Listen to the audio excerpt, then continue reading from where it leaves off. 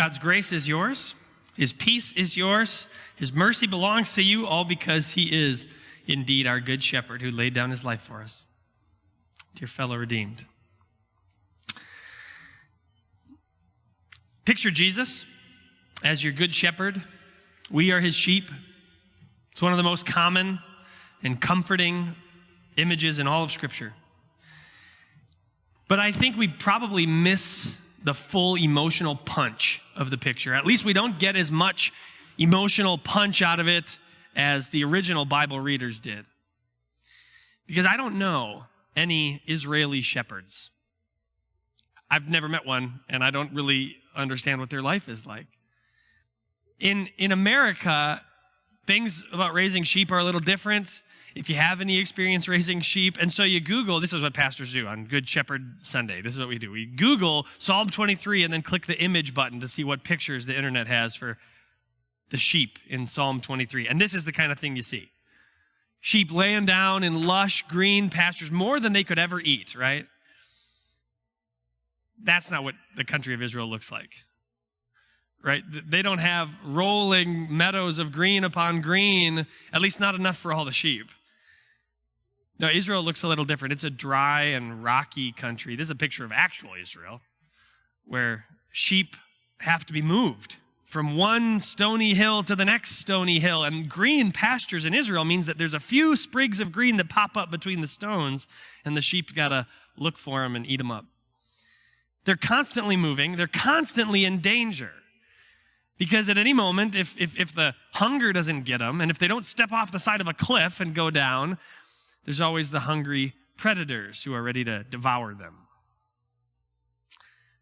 That's why Israeli shepherds and ancient Bible shepherds, they spent every moment of their lives providing for and protecting and preserving sheep. Can you picture what a good shepherd would look like in these conditions? What a good shepherd would be like? He would be sleepless, farsighted, always scanning the horizon for what's coming. He would be weather-beaten, always armed, always armed. He leans on his staff and he looks out over sheep who depend on him for everything, everything. No American independence there. These sheep are completely dependent on their shepherd. That's what we think of. That shepherd in your brain when we hear, the Lord is my shepherd. The Lord is my shepherd. That he does those same things for us. He provides, he protects, and he preserves us. First of all, good shepherds provide for us. This is what it says. Let's read this together from Psalm 23. The Lord is my shepherd, I shall not be in want. He makes me lie down in green pastures. He leads me beside quiet waters. He restores my soul. Good shepherds provide all that we need, and our good shepherd provides all that we need. Yesterday we had confirmation. 26 young people put on their white robes and sat in these pews with their families, and they confessed their faith, and we reviewed what we probably all memorized at one point in the first article of the Apostles' Creed about how God provides for us like a good shepherd. We always say in the Apostles' Creed, God is the creator of heaven and earth. And in Luther's explanation, he gave me my body and soul. He gave me my eyes and my ears and all my members, all my abilities, and he still provides clothing and shoes, food and drink, house and home, everything I need. God is the one who provides us with everything we need. And it's not just our physical needs, is it? God also provides all we need spiritually. The psalm says, he restores my soul. We talk about souls in catechism class with confirmation students too. We talk about the human soul. And my human soul, yours too, is evil by nature. We inherit it from moms and dads. I got sin from my parents, and I'm currently in the process of passing my sin down to the next generation, a baby that'll be born in July. That's what's wrong with the world. is that humans are evil. And so we learn to confess in catechism class, I believe that I cannot, by my own thinking or my own choosing, believe in Jesus or come to him. I'm too evil for that. But what has your good shepherd done? You remember how the explanation of the third article goes? The Holy Spirit has called me by the gospel. The good news of Jesus, that's what rescues us. The good news that Jesus died on the cross to pay for human evil. That is like a drink of cool water for a parched soul. That restores, refreshes my soul. The good shepherd, he provides all we need physically, all we need spiritually. How does he do it? Can you picture what God's shepherding looks like in your life? I bet you don't have to use your imagination. Just look around the people who help you. With confirmation students, I told them just look at mom and dad who provide food and a warm place to sleep. Look at your teachers and your pastors who provide for you the good news of Jesus on a regular basis. And for you to look around your life and say, who takes care of me? We like to have a fierce independence once in a while, but the reality is we'd all be goners if we were the only ones in this town, right? You get the benefit of the earthly shepherds who work at the grocery store, who work on the farms, who help you with your clothes and your needs.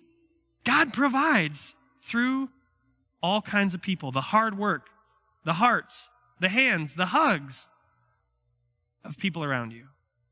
So rather than think of all of them, can you picture in your mind just one person from your present or your past who took care of you, who you depended on, an earthly shepherd who stood in the place of Jesus to take care of you? Those are special people. And if you have an opportunity to say thank you to one of them, how wonderful. If you don't have that opportunity right now, then maybe today you say thank you to Jesus for providing such loving shepherds this side of heaven. The good shepherd provides all that we need, but more than that. Remember how verse 4 goes? He protects us. Let's read this one. Even though I walk through the darkest valley, I will not fear, for you are with me. Your rod and your staff, they comfort me. I think maybe I heard a few of you bristle at that second line up there, right? Because you're used to saying something else. I put the new version up. What were you used to saying? Even though I walk through the valley of the shadow of death, right? Same thing for a sheep, though. The darkest valley is the deadliest valley. The dark is where predators can hide out in the shadows. And the dark is where you can't see where you're putting your little hoof, and maybe you'll go down.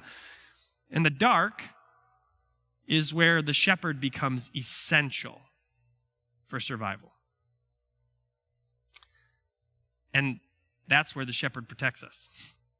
Did you notice that whatever version of the psalm you read, whatever version, King James or old one or new one, we started by talking in third person pronouns for grammar nerds. The Lord is my shepherd. He makes me lie down. We're talking about Jesus. He provides me cool water.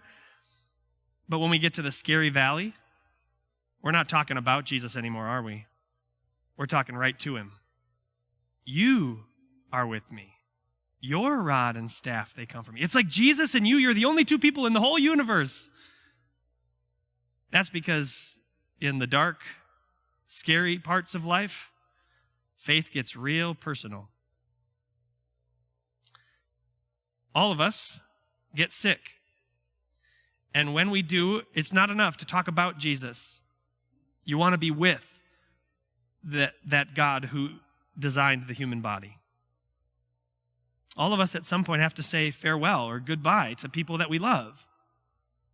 And when we do, it's good to be close to the one who guarantees that we'll have a reunion. Not even death can stop our reunion. When you're in the darkest parts of the valley, it's important to be close to the good shepherd. That's where the shepherd in your life becomes essential. And Jesus, in our lives, he does protect us. He does. That's what policemen do and policewomen, and that's what firefighters do. That's what doctors are for. They defend us and protect us from the evil in this world that would hurt us. But they don't stop all of it, do they? we all still face tragedies. And when we do, then God sends other shepherds to guard and protect your heart. He sends Christian family and friends, Christian pastors, Christian encouragement, so that you can say, even in the middle of the dark valley, Jesus, I know you are with me. When you know that, and only when you know that Jesus is with you, can you say, I will not fear. God provides everything for us, and he protects us in the scariest parts of our lives, but that's not all. He also preserves us. Let's read this middle part of the psalm. You prepare a table before me in the presence of my enemies. You anoint my head with oil. My cup overflows. Doesn't that sound nice? To go to God's house and have an all-you-can-eat buffet. And even though the enemies are trying to get you, there's enemies there. We would probably be afraid, right? But God's not afraid. He's throwing a picnic. He says, this looks like a great spot for a meal. And he sets a table in the presence of enemies. And you've got a cup that overflows with your favorite drink forever. That's awesome. And that's going to be our whole reality someday. In heaven, we're going to have nothing but blessing after blessing after blessing. And in part, we experience it here on earth. In part, right? But until we get there, God has promised to preserve us in our faith. And that's how he finishes the psalm. Let's read this last part together. Surely goodness and love will follow me all the days of my life, and I will dwell in the house of the Lord forever. In English, we say, goodness and love follow me. In Hebrew, they say, goodness and love chase me. It's a little more aggressive. They chase after me, hot on my heels, and we need a God who chases us.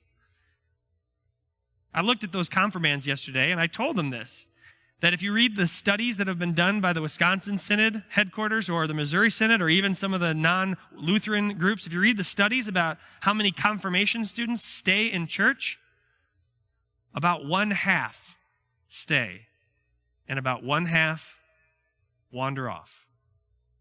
That's scary. That's why we need a God who chases after us. I think when young people, or old people for any age, when people wander away from church and wander away from the Good Shepherd, they are thinking of the small things that they leave, right? I didn't like the music that day, or I don't think the services are a convenient time, or they don't have the thing that I wanted from my church. They're thinking of the small things. But I think, what about the big thing that you're walking away from? The Good Shepherd, the one who made you, the one who sacrificed his life for you. You know God. You know God. You know the one who, I try to put it in terms that an 8th grader would appreciate. You know the guy who invented chicken and chocolate and friendship and romance and laughter. You know the guy who made those things and provides them for you. And if that weren't enough, he saw that earth was not all happiness and joy, and so he came as the person Jesus and became part of our mess. More than that, took responsibility for it and paid punishment for it so that you and I can look forward to a banquet that never ends in heaven. You know the guy who did that for you, and he knows you, and he wants to meet with you personally every week in a room like this one. And still, 1/2 of young people choose not to get to know him, choose to wander. It's scary. Puts a lot of pressure on young people because, spiritually speaking, they're entering on the most dangerous portion of their entire lives. And parents are too. Do you know the number one predictor for which students will stay in church and stay close to Jesus? It's not their grades. It doesn't matter who gets the best grades.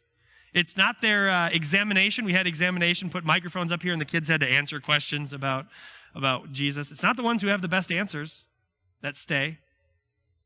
It's when mom and dad are also close to Jesus. Dad, you're most important. I love my mom and my dad equally, right? But the statistics do not. The statistics tell me that my father is always going to be the most influential spiritual mentor in my life. And if a dad of one of our confirmation students would leave the church or leave Jesus and wander away, the risk factor for that kid goes through the roof. And if mom is also absent, it's even higher. So it's scary for moms and dads, as they are the earthly shepherds who stand in the place of Jesus. You know what happens when a sheep wanders away from its shepherd? A lot of things can happen. None of them are good. They get devoured. And that's how a little wandering for young people or old people or any people, a little wandering can put you on the road that ends in hell. But do you know how Jesus feels about those who wander? Heard a story about an Israeli shepherd. Like I told you, I don't know any Israeli shepherds, but I heard this story. He found a sheep who wandered off. And he approaches him with the shepherd's staff, right? This curved, gentle thing that's supposed to comfort and pull the sheep back into the fold. He approaches this wandering sheep, and he reaches out his staff, and then he winds up, and he just clobbers the poor little thing in the ribs, doof, like that. How dare you leave? So many people think that's what Jesus is doing, that he knows what bad thing you did. And he knows how long it's been since you tuned into our live stream. And he knows how long it's been. And he knows how bad you are. And he's just waiting to clobber you once he gets the chance. That's our conscience speaking. That's the devil in our hearts telling us a lie about Jesus. That's not good shepherding. And that's not your Jesus. What does the psalm tell you? The psalm tells you something else. Goodness and love follow you all the days of your life. Jesus is chasing after you, but not with his fist raised, with his arms open. Jesus is coming after you with love and goodness.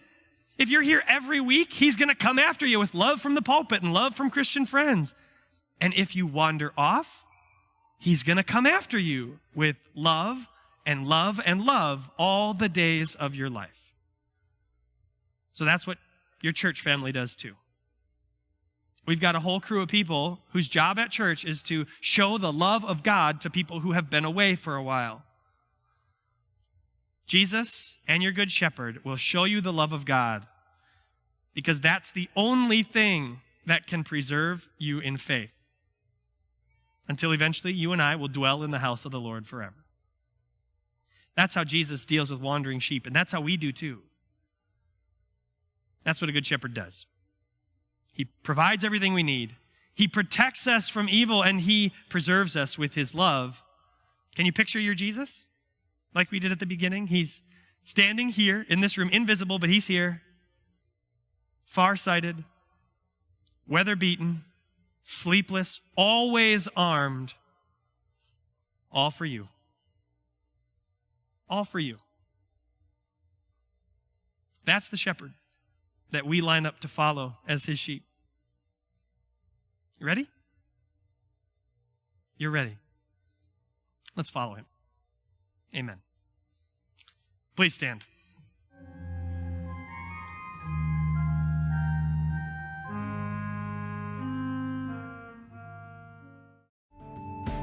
Hey, thank you so much for checking out some of the content from Mount Olive Church. If you liked what you saw today, we would love it if you would subscribe to our YouTube channel, or over on Spotify, subscribe to get sermon podcasts weekly. Also, if you checked out our sermon today, go over to MountOliveAppleton.com and sign the friendship register so we know that you were blessed by our work today. God's blessings to you.